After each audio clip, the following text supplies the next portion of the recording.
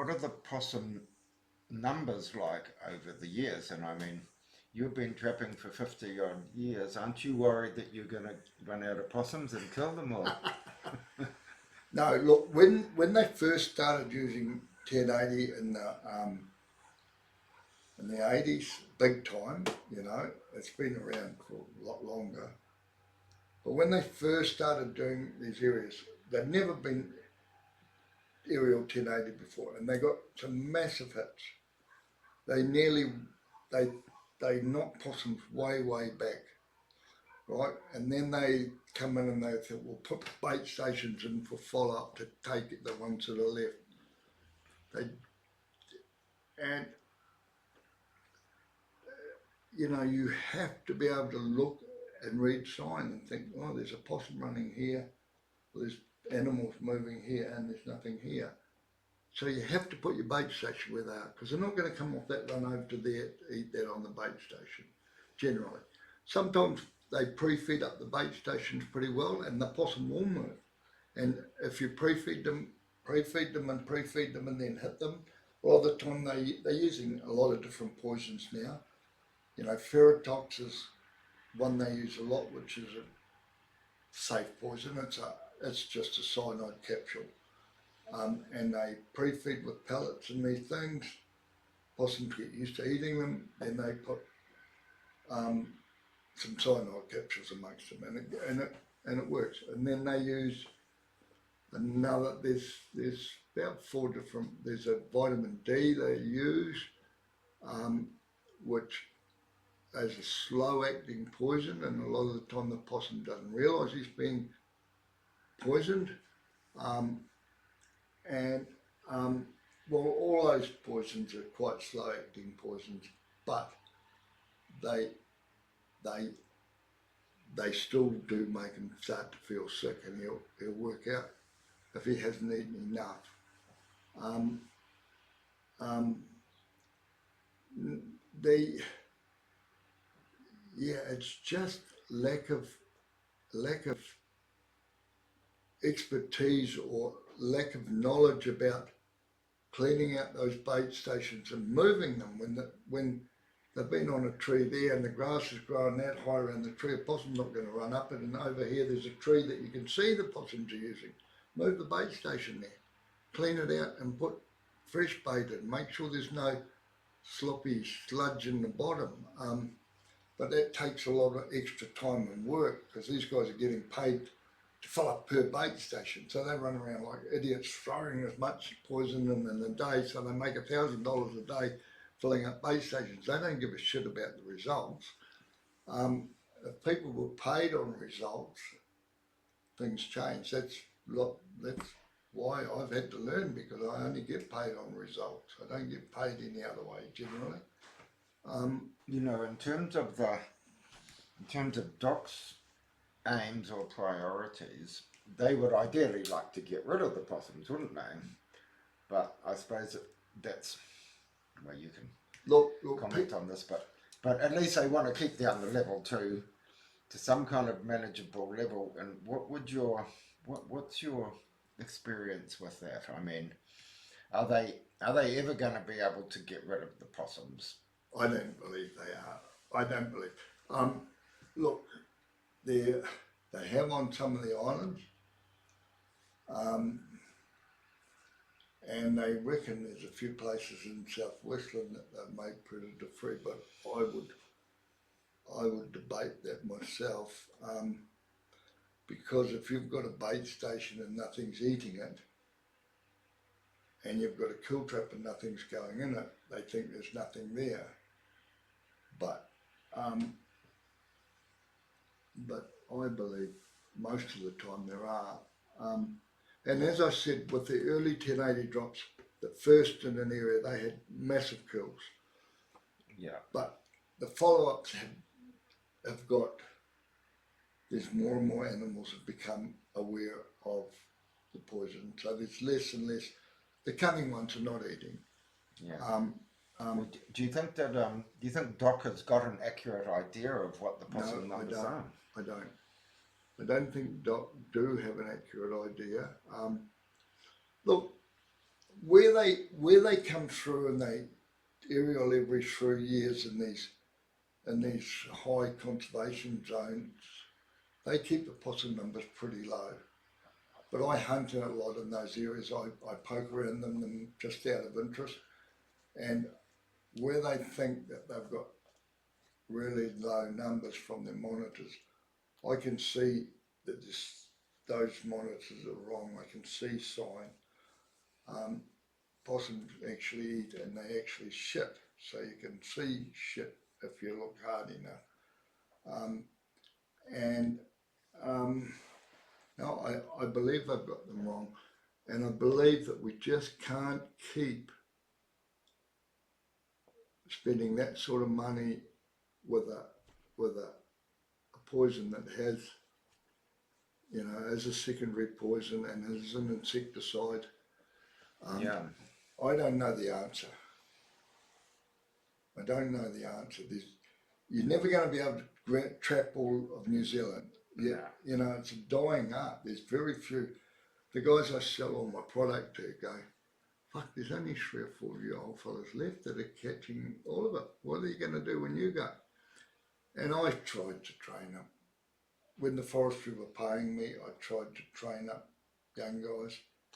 But, if you're running traps, you're committed. If you set your traps off on a Friday night, so you get a weekend, you miss Friday night, Saturday night, Sunday night. So if you set Monday, you get Monday night, Tuesday night, Wednesday night, Thursday night, you might get 4 nights. But if it's raining, you might get no nights. So when the weather's fine, I go every day, and I run, and I do big days. Up until recently, I always left in the dark and came home in the dark.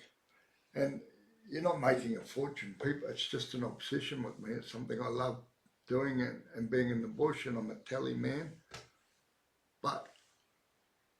And people, the young guys I've tried to train up, they just think, bugger this, there's more to life than bloody running around possum traps every weekend, and you want a life.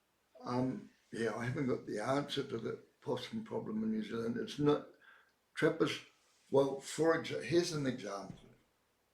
If you talk to any of those old buyers, fur buyers, skin buyers, the skin buyers mainly, and the fur buyers will tell you now, the main ones, they will tell you that they buy 90% of the product of 10% of the trappers in New Zealand. Yeah.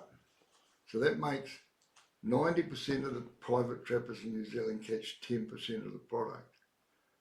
So, and I know and I believe this, that 90% of the trappers in New Zealand they educate more animals than they catch. And every time you educate one, he's harder to catch. Most people buy these little Chinese traps because they're $5 each. They have a big long chain with an eye on the end of it. Yeah. So they put a staple in that eye. So you catch these possums in these little Chinese traps.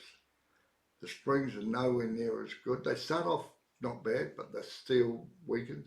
So the old possum works out if he gets back here and he jerks, he can get it down to here. And if he gets down here, he jerks, he get it down to here. And he just jerks until he's gone.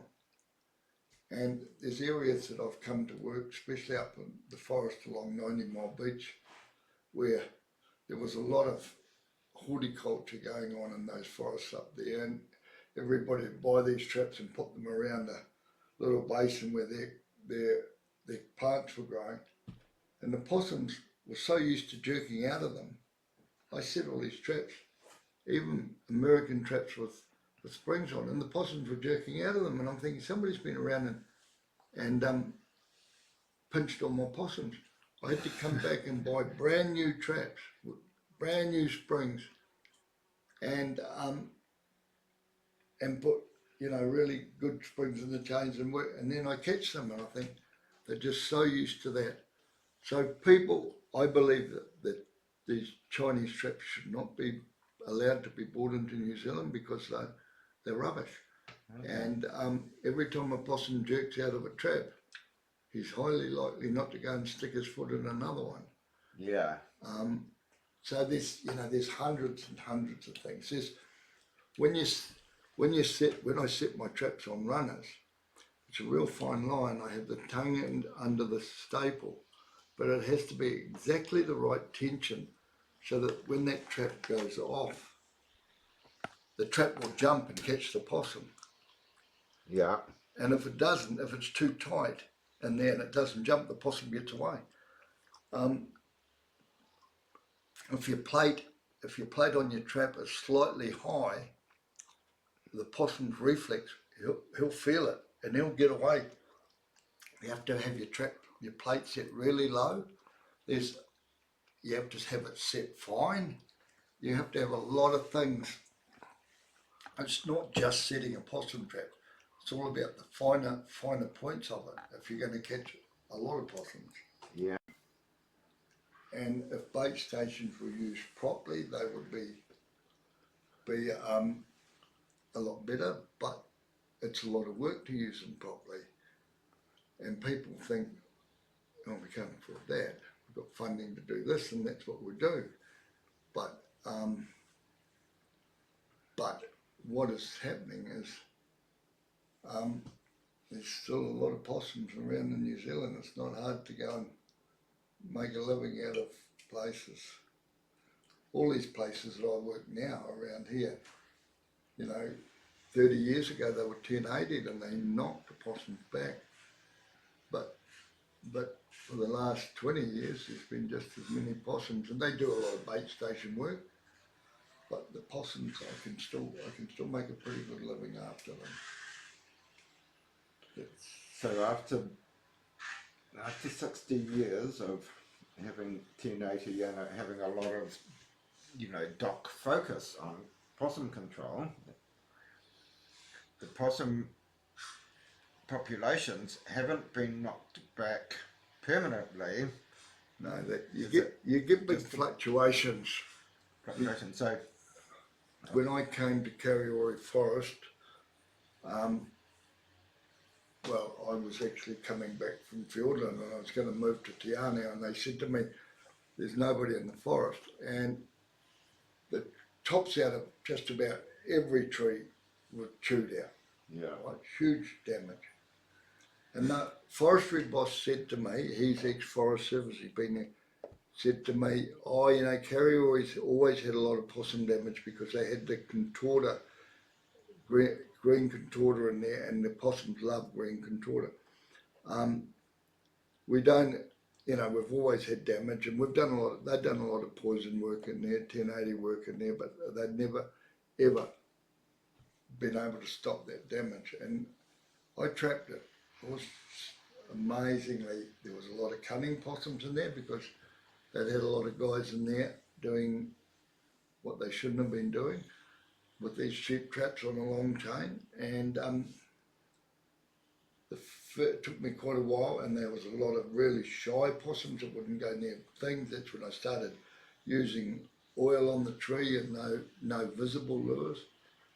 And once I got them worked out and started catching them, I caught a lot of possums.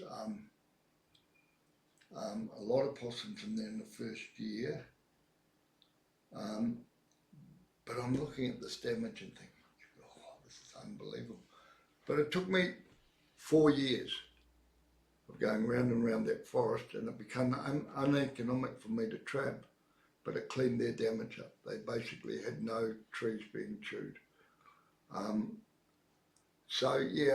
With consistent trapping year after year after year, I got those numbers down pretty low. But the thing is, with me, I've got a lot of money tied up in bikes and trucks and traps and all freezers and stuff. So I have to be catching so many possums an hour to make a living. Once I get under that, all I'm doing is wearing out my gear, yeah, and not making enough money. but generally you start off with so many traps, and then you put out some more, and you put out. So as those traps go off, I move the ones that aren't catching in front of where I'm going. So I will leave any trap that's catching there, but you get to a point where you've only got 10 traps way out here, and you think, bugger it, I can't afford the time to go and keep going out. I've got to pull those traps out and put them there. So I'm not actually trapping generally down to nothing because I'm not getting paid. I can't afford to do that. Yeah. I'm trapping down to pretty low, but I'm not trying to trap down to nothing because I've got to get. And the docs and that say, oh yeah, well that's why they farm possums, but you're not farming possums. You're just trying to be as economic. You're trying to catch as many as you can, but you've still got to make a living, and you've still got to be able to replace your gear. Yeah. Well, the thing is, how economic is it if you caught 80% or 90%? How economic is it going to be to get the last 10%? Oh, it's not. It's not for me. Yeah, not You, you. Or in fact, is it even possible to? oh, you could if you were paid. Do you think you could really wipe out? No, I don't think you'll ever wipe out possums. Yeah. Um, What about in local areas? Regions? they have been, but it's a huge, costly operation to do that. Yeah. Um, um, But you see, I was just thinking that, your story about the localization of the possum yep, breeds, yep. that kind of would indicate that even when they get hammered, it's the local ones that come back and reproduce. It is the local ones that come back. So and are they getting years, invaded? Are they getting invaded by other ones? No. Well, that's what everybody says. Yeah. They get a 98% kill, and then these possums move into these voids that they leave. Yeah. And I believed that for a long time, but I don't believe that. I haven't believed that for 20 years now, and I've gone out of my way where I can see time after time after time that these possums aren't moving very far, and Is that's in the places where they've been well established for decades, right? Yeah. And then what about the further edges of the remotest bush? Look, there's not a lot of those places left. It was only that Fiordland country where they were really hard to come over that range, and the rivers are big rivers and that. But those possums down there have learnt to swim rivers like a dog. They just hop in the river and swim it. Yeah, you've told me this story. Now, it's well known that possums don't like water. Yeah. And I never thought that possums would swim, but you've told me this story. In South Westland and Fiordland, possums just hop in the river and swim across it. Look, New Zealand is so rugged. The possum is so suited to it. I mean, the deer are the same. I mean, we released them. They bred up rather quickly. We got deer colours. They knocked them back a little bit, but they were still at a high level. We got meat hunting came in, and every second man in New Zealand went shooting deer for money, and that knocked them again. Helicopters came in, and they really dropped the numbers of deer over 30 years of commercial helicopter work. It became very hard to catch deer, and then it's basically 20 years since the venison trade was killed. The majority of the venison trade, there's still little bits of it going on, and the deer have exploded again to huge numbers. Pre meat hunting days, the deer have just really exploded, and they only breed once a year too, but it's mind-boggling how quickly their numbers come back. And as I said, with a lot of the first 1080 drops, they did massive kills and they drop possum numbers back, and then they come back again, and then they do no more drops and they drop them back again. Well, for the conservationist environmentalists, It's a bit depressing because it's like a never-ending story, isn't it? Do you think there is a? It is a never-ending story. Well, actually, yeah. So, what do you think about the predator trapping program? That I don't think much of it at all, to be honest. yeah, You can't. Well, then again, if it was changed, it would work a lot better. But putting an egg in a trap in a box and checking it once a month is just ridiculous. well, shall we just explain what the predator trapping All right. program is? Yeah. So that people know. It's a box, wooden box with a lid that turns off, and you have a little, what's the name of those traps? Either side, a kill trap, so that if a stoat or a rat comes in here, he stands on the thing and it kills him. If he comes in here, it kills him. Most of them are double-ended, some aren't. And so they put them out. Their main bait is an egg, and they generally check them once a month. Or with the volunteers, they check them a bit more regular. But Yeah, I was doing some. We were checking them once a week. yeah, but that was in a very accessible place. yeah. Round the towns, they with volunteer groups, they usually do them once a week round the walking tracks, round these places in the forest and that aren't public access. The contractors have a contract to check them once a month. And for a start, it's the same stuff. They're marked on a map, they're where they're to be put. They're not looked at the right spots. You know, there's a bit of animal run coming through here, put it there, you know. Some of them are dumped in long grass. They go around with Roundup and spray the grass around them. And anyway, so I found trapping possums that if you miss a trap and a possum dies in it, you're generally not going to catch another possum there. Unless the number's really high, but generally I have to move that trap. And this predator trapping with these eggs is not a good bait for a start, but to leave them with a dead animal and them rotting away for a week or a month and think that its mate's going to come in there, and it's ridiculous. The animals smell death. That's why these kill traps that Doc are using on the trees don't work. They'll kill a few possums, but they don't work. I've done so much trapping around areas that farmers have turned into reserves where they've had all these kill traps in, and they've still got possum problems. And you come in with a leg trap and you catch a lot of possums. They go, how can that be? You know, these contractors have put these traps in, they'll put bite things out to see if a possum's going to bite this and tell you how many possums in the area. It's only the silly possum's going to bite that, you know. And predator trapping is much the same.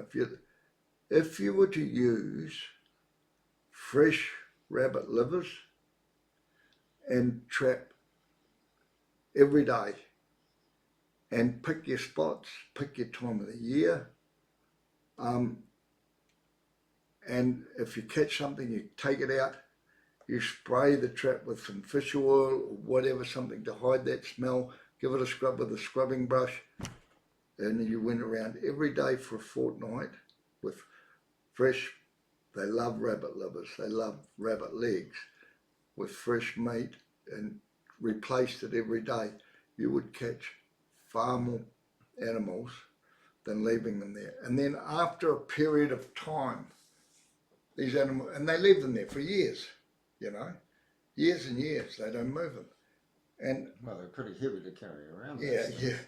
And so I come along and I put a runner above them. Generally, I do it on purpose where they are, all around. And I'll put a runner with a trap on it above them. And I'll catch 2 or 3 possums because I'll have a bait station in the same tree. And then I start catching rats. And every day I look in there, there's nothing, and I've caught a rat above it. And I look in there and there's nothing, and I caught a rat above it. and there's nothing, and I'll catch 4 rats and think, well, I'm over this, I don't make any money out of rats, and it will be all the way along that predator trap, and they think there's nothing there because they're not catching them.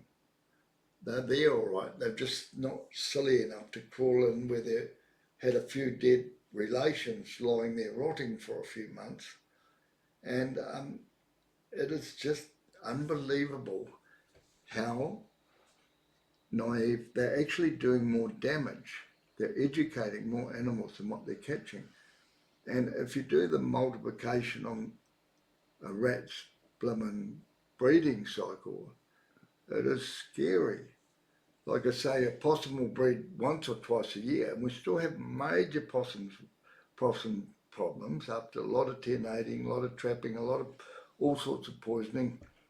But rats breed they can start breeding at 7 weeks old. So if the maths on what a rat can breed in 18 months is something, or 2 rats can breed in 18 months is something like 1 million. And if you're going to pick up, when I'm trapping, I generally catch an average of about 5 rats a day.